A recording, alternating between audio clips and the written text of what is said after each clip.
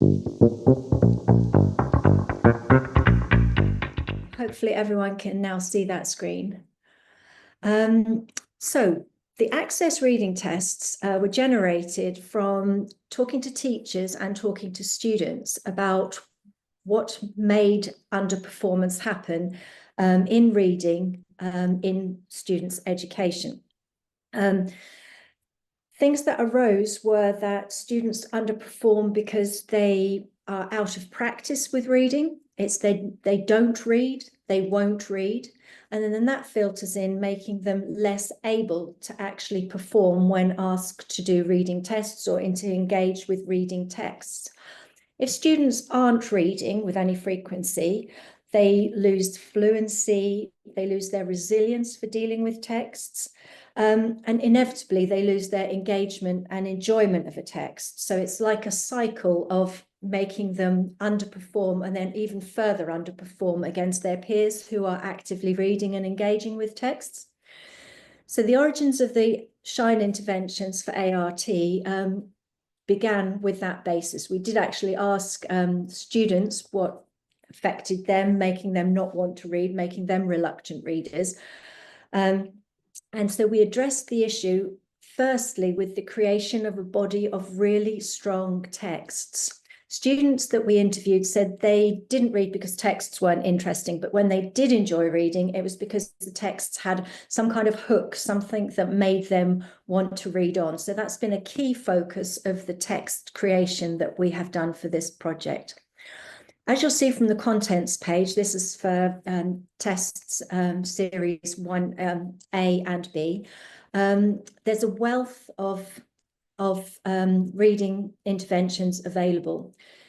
Students who need to change how they read in order to perform better, it doesn't happen overnight. It's not the click of a switch. So the fact that there is a volume there to enable students to practice high quality interactions with high quality texts is key to the product.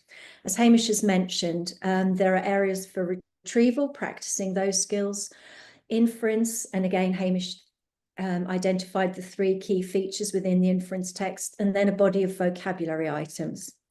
I'm going to walk you through how we would use one of the reading sequences, the inference learning sequence for the level 1 test, so that you can get a feel of how they work and why they work. So in order to deliver a learning sequence intervention, you just need a few key resources. You need your learning sequence PowerPoint. You need the capacity to play videos, because there are a series of videos which will help a less experienced practitioner and also help a student to fully understand the skill that they're going to be practicing. You'll need a paper copy of the text and the question and answer sheets, something to write with, and then it gets really exciting because you get to use highlighters as well. Text sheet is illustrated there, and then we have the question and answer sheets. For each intervention there for reading, either retrieval or inference, there are a series of 10 questions. The responses required are minimal in terms of writing. We chose with this product to focus very clearly on the fact that the students needed first to improve their reading skills before they're then asked to improve their response to reading in a written format. So students can feel successful and they can see their reading and question answering capacity improve without worrying too much about, oh, is this a point evidence explanation type of an answer? So the answers are brief. Each learning sequence begins with a clear focus on the objective of the intervention session. Here we've got identified that it will be focusing on inferring the feelings of characters and about finding evidence to support those inferences. On the first time that a practitioner is delivering a learning sequence session, it's useful to the practitioner and to the student to watch the attendant videos. This means that the first sessions they require more of an investment of time in order to deliver how the product works. And as the students become more proficient at working with the product, obviously they won't need to rewatch the video each time they begin a new learning sequence. Moving forwards, each approach to reading or to vocabulary follows a stepped method. So because we're looking at inference, we have 5 steps here. For retrieval, we would just focus on the 4 steps. The skim, move to analyze questions, scanning for answers, and then inferring is repeated in each learning sequence, so that in terms of cognitive load, once the students have assimilated the method that they're going to be practicing, it allows more of their capacity to be invested in working with the texts. It may be taken for granted that, at Key Stage 2, they learned how to skim a text, but proficient readers, expert readers have internalized that knowledge.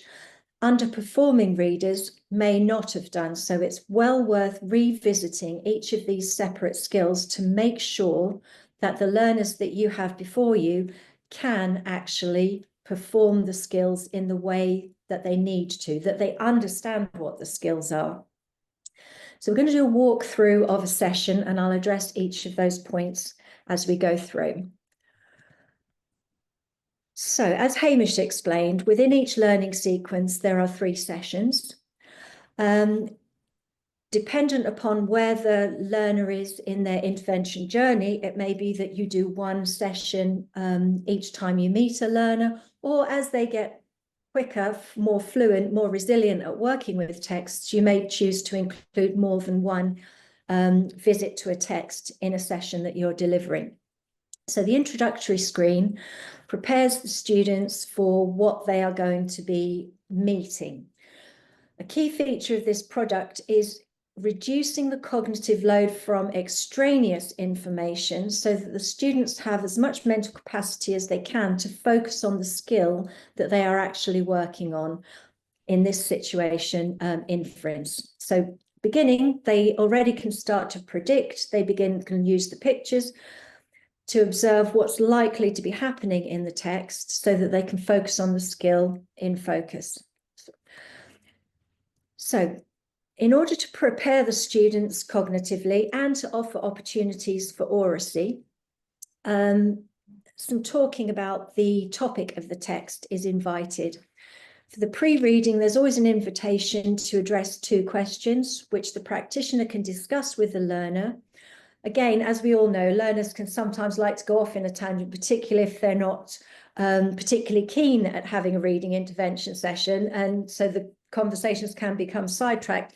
The idea of these points is that it gets the topic introduced, it gets the learner thinking about it, and then you move swiftly on to actually working with the text.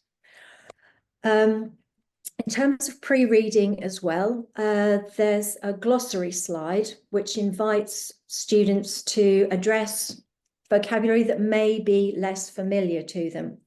The texts have been created so that they contain a level of familiar sentence structures, vocabulary concepts that will allow the student to successfully engage with the texts at the threshold of their learning.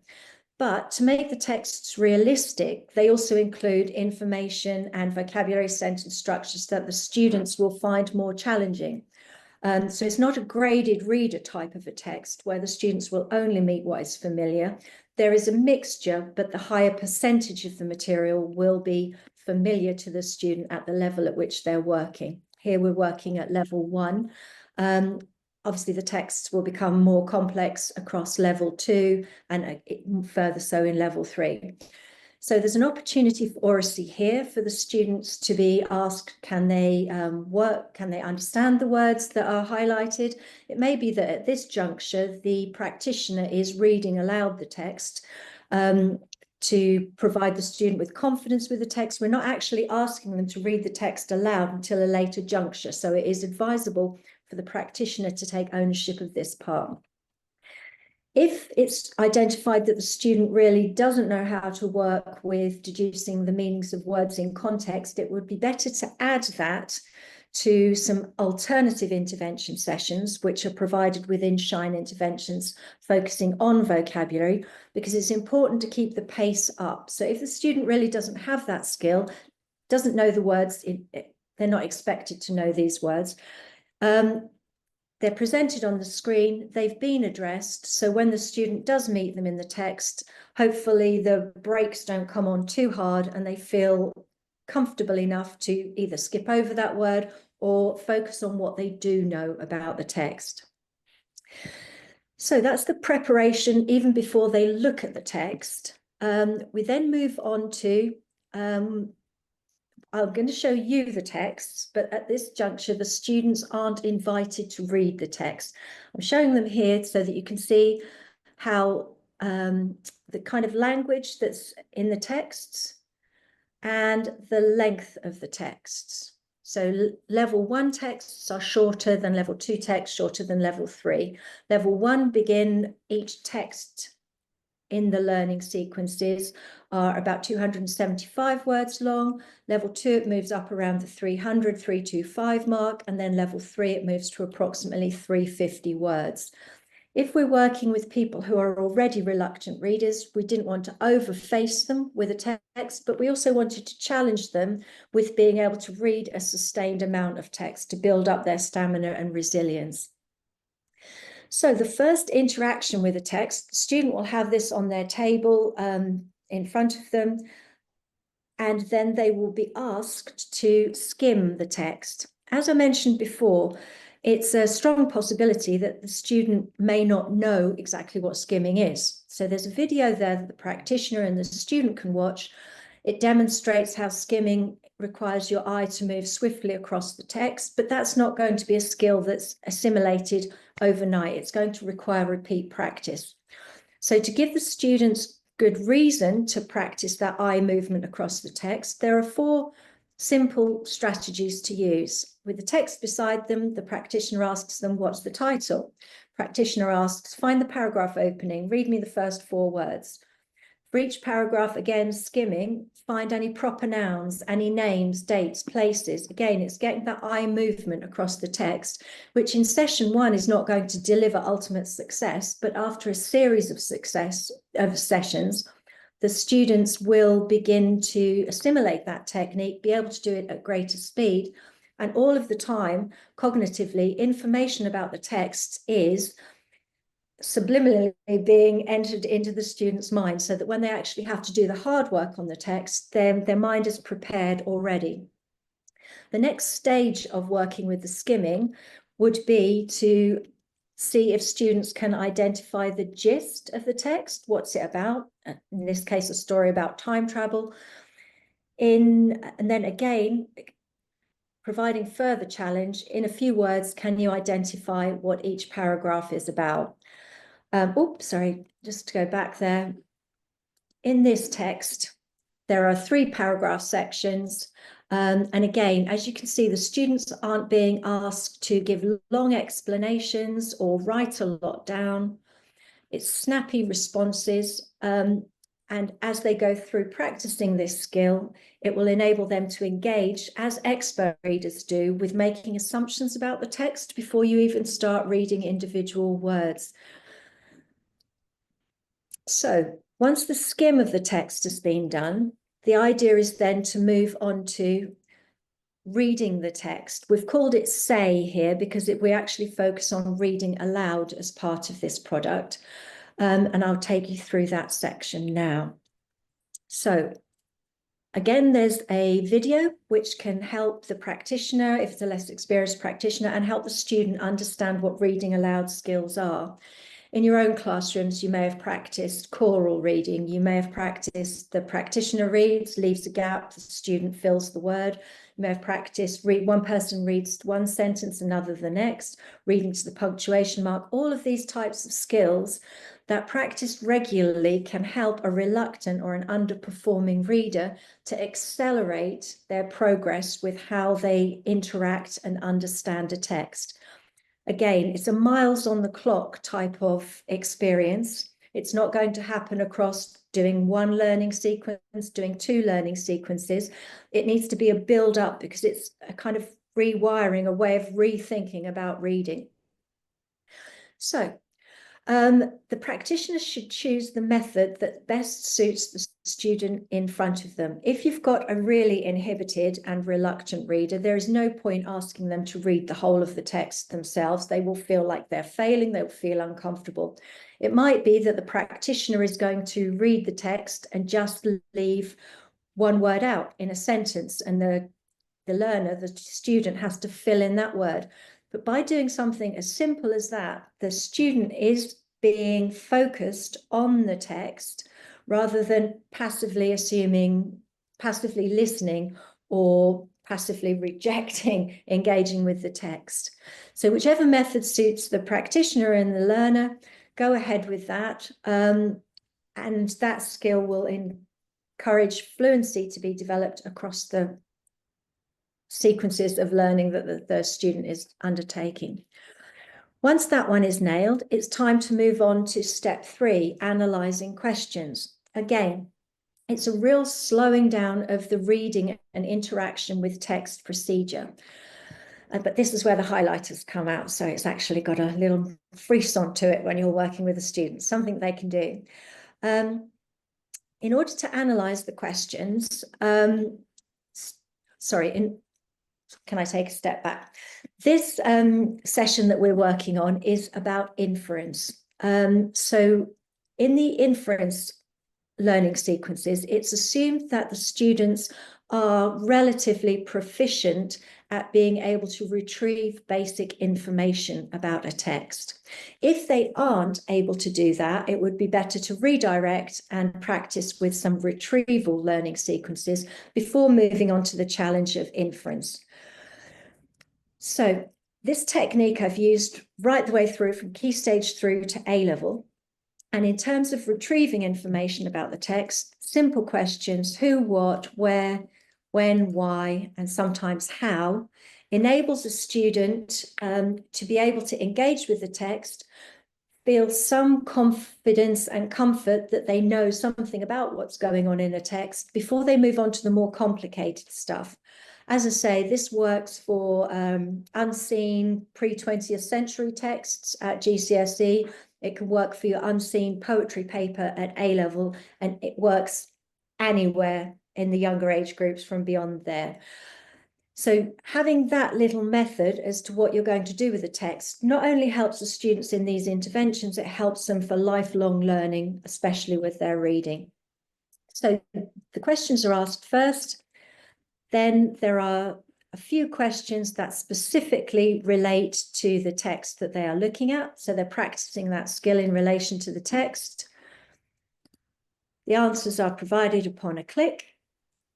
And then we move to the analysis of the questions related to the inference. So these questions are going to have greater challenge than the retrieval questions. And getting the students to focus clearly on the questions as well as the texts, again, reduces the cognitive load when they actually come to be putting the questions against the text. The way this is done is analysing a question means to clearly understand what is required. So for each question, it's helpful to identify the instruction and the key words. The key words are the ones that the student is going to be looking for when they move to the next stage of scanning the text. So they do need to be aware of what those are. For this exercise, the questions will be incorrectly highlighted so that there's that level of satisfaction of the student understanding, well, no, I wouldn't do it like that. I would do it differently. And so on a click, the answers are revealed as to what is suggested on the PowerPoint as to the correct highlighting of the text. But all of that time, whether the student agrees with what is considered to be the correct version or not, the student is engaging and preparing themselves for the work that they will have to do when they actually meet the text, and so increasing their chances of success. So after that stage, we move to scanning for answers. And this skill is heavily addressed within the retrieval sequence. And so it's expected within the inference parts of the learning sequences, that there will be a certain familiarity. But each time information is presented, it's supported with the video so that either practitioner or student can have information presented for the first time or information refreshed. This feature of the product, the repetition and the ability to access resources easily, is key to providing for learners who may have higher levels of absence, learners who may join an intervention session at a later stage in its progress. So it's opportunity to revisit things for whatever reason you need. So scanning is going to step up from skimming in the sense that you are looking for particular information. The scanning video will suggest methods of how you can do that and how to practice it. But then the key thing is that with the modelled questions that we're going to be visiting, the students will have their own time and space to be able to put those skills into practice. So to get ready for that session, it's a reminder that the question and the answer sheet should be side by side. By now, the keywords in the question should be highlighted. The students have skimmed the text, so they have a good idea of where information might be located in the text. So we're now going to focus at paragraph level to look for the keywords that have been identified in the highlighted questions. Once they're identified, we can then move on to actually focusing on the key skill of this learning sequence, which is about inference. On a number of the pages, you will find a tip. It's a yellow post-it note, and you can choose to click on it or not click on it. So once you have used the information, it can disappear, and so that the pages on the PowerPoint don't seem overloaded. Going forwards, so we have a sample question here. As I said before, the first 3 or 4 questions on an inference learning sequence will be retrieval questions. So the modelled answers that we're going to look at will focus on the skill that is the new skill for the student, or the one that they particularly need to improve. The modelled questions follow a pattern. You have focus on what the question is actually asking you to do. Reminds you it's about inferring character feelings. So all the metacognition of the language that surrounds questions, being able to understand what inference is, being able to understand what the focus of the inference is, being reminded of what evidence is all happening around the learning that the student is about to address. We have the question highlighted, and then we have the instruction to scan to find the examples that suggest how Marcus feels. We know we're at the start of the story, so we're looking at the first paragraph. On the first sessions of working with a student, it's a good idea to revisit the text and look at what's presented. The practitioner could read the text, or the student could read the text, depending upon what suits best there. On the first sessions, it would then be for the practitioner to model how the practitioner finds the examples of Marcus's feelings, for example. So it could be reading the first sentence, 1, 2, 3. Is there a feeling in that sentence? No. Let's look at the next one. Grinning expectantly, etc. Does that have a feeling in it? Well, grinning suggests that there is a feeling available. And again, you could go through it very slowly, checking each sentence. Is a feeling presented there?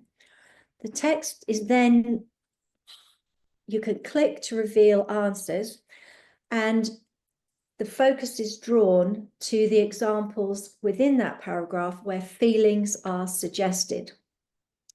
On the first sessions, when you're introducing a student to the technique, it would then be for the practitioner to articulate, supported by these annotations, which are also available, grinning expectantly.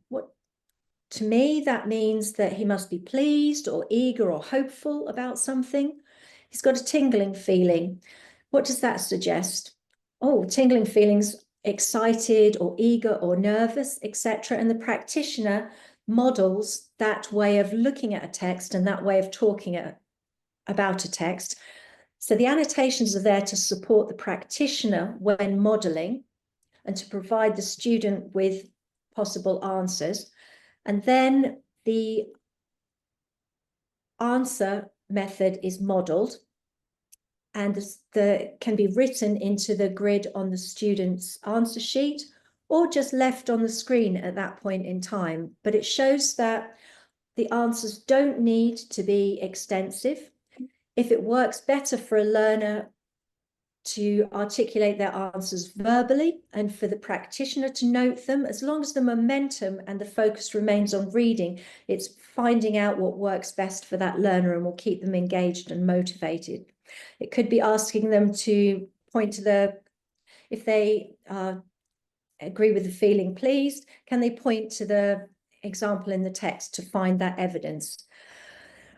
So this way of working with the text is continued 3 times across the first session so that the student is continually understanding how to interact with a text. So again, we've got characters' feelings in focus. We're directed to paragraph 3. It's on the screen. The specific vocabulary can be highlighted, which suggests the feeling. Again, there's annotations that can be discussed or modeled. And then again, there's the answer presented in the table below. Happening for the 3rd time. Again, the key thing about this product is that, is that it enables a method to be presented, a method to be engaged with. So in subsequent learning sequences, as the student goes through, they take more ownership. They can describe, they can externalize and describe what they are doing. Oh, I'm looking for feelings. I'm now going to think about what the feelings might be linked to that vocabulary, and now I'm going to record the answer. So it's little nuggets of practice.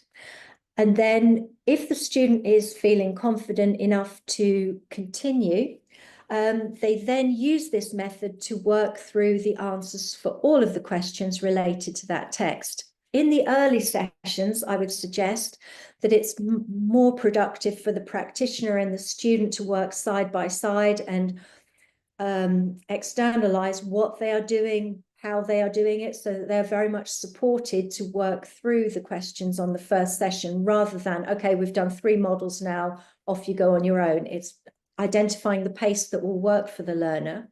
But across the journey of using the product, the learner will become more and more independent about interacting with the text themselves. There's a simple, as Hamish demonstrated, there's an answer sheet so that the answers can be compared against the provided answers. And then the students are asked to rate themselves or rate their performance, not to rate themselves, to rate their performance in this session as to how well they felt that they did. And then they can ask to be asked to explain why. Again, that oracy, that metacognition, to embed this method of reading. Going forwards from there, as you can, just to pause. In the first session, as you can see, there's quite a lot of information in terms of methodology to impart with a student. So it would be to identify how much the student is able to take on in that session, and then to work at their pace. Session 2 follows a similar process. You have the information available to identify the learning objective. We're reminded of the method. We have a recap so that anyone who is joining the sessions can understand what the story is currently about.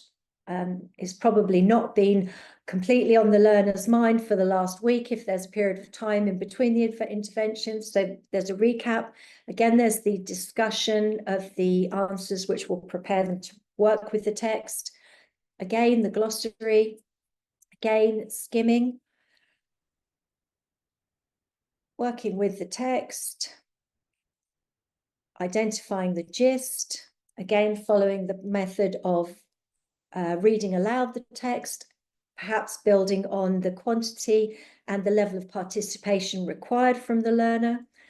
Again, let's do the retrieval: who, what, where, when, why. answer some specific questions about the text, and then focus again, analysing the questions. 2 modelled examples are available in session 2, and then moving on to working more independently with the text. So there's a repetition in the model, but the repetition is there for a purpose so that the interaction between the text and the questions can remain the main focus while the student is building the skills that underpin their reading journey. In session 3, similar again, just 1 question and then over to working with the text independently. So as you will see, there's an incremental level of discovery through each of the sessions. There's minimal amounts of writing. There's opportunities for oracy, and the quality of the text will maintain that engagement and fluency for the students to remain enthusiastic about what they are doing.